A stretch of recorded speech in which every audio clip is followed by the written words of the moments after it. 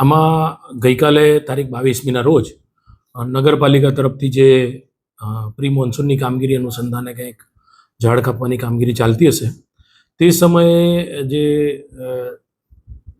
Kamini tenement જે છે તેમાં રહેતા એક કશ્યપભાઈ પ્રજાપતિ, પછી જીનલબેન પ્રજાપતિ અને કિશોરભાઈ વરિયા, આ ત્રણ જે ઈસમો છે તેની વિરુદ્ધમાં જયનગર સોસાયટીમાં રહેતા રૂપિત પિયુષભાઈ પટેલનાઓએ એક ફરિયાદ આપેલી છે. બનાવની વિગત જોવા જઈએ તો આ રૂપિતભાઈ જે છે એમના વિસ્તારમાં એમના જે માતૃશ્રી છે પેલા અગાઉ કાઉન્સિલર હતા, એટલે પોતાના વિસ્તારમાં પ્રી મોન્સૂનની કામગીરીમાં ઝાડ કપાવતા હતા.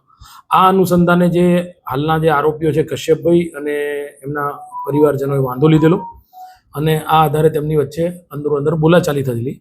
ત્યારે આ કશ્યપભાઈના જે સસરા છે એ કિશોરભાઈ વરિયા એ પોતે લાકડાનો દંડો લઈને આવેલા અને એમને આ લાકડાના દંડાથી રૂપિતભાઈને, એમના માતા અને એમના પિતા પિયુષભાઈને માર મારેલો. જે અનુસંધાને પોલીસે વિગતવારની ફરિયાદ નોંધી લીધેલી છે. BNSની કલમ 115, 118(1), 54 અને 351(2), 352 અન્વયે ફરિયાદ નોંધેલી છે. આ આધારે પોલીસે આ ગામના જે આરોપી છે કશ્યપભાઈ અને કિશોરભાઈ બેની અટકાયત પણ કરેલી છે. આ બાબતે જોવા જઈએ તો સામે પણ જીનલબેન કશ્યપભાઈ પ્રજાપતિના હોય પણ એક ફરિયાદ પોલીસ સ્ટેશનમાં આપેલી છે. પોલીસે આ ફરિયાદ પણ રજીસ્ટર કરીને એ અંગે પણ કાયદેસરની કાર્યવાહી હાથ ધરેલી છે.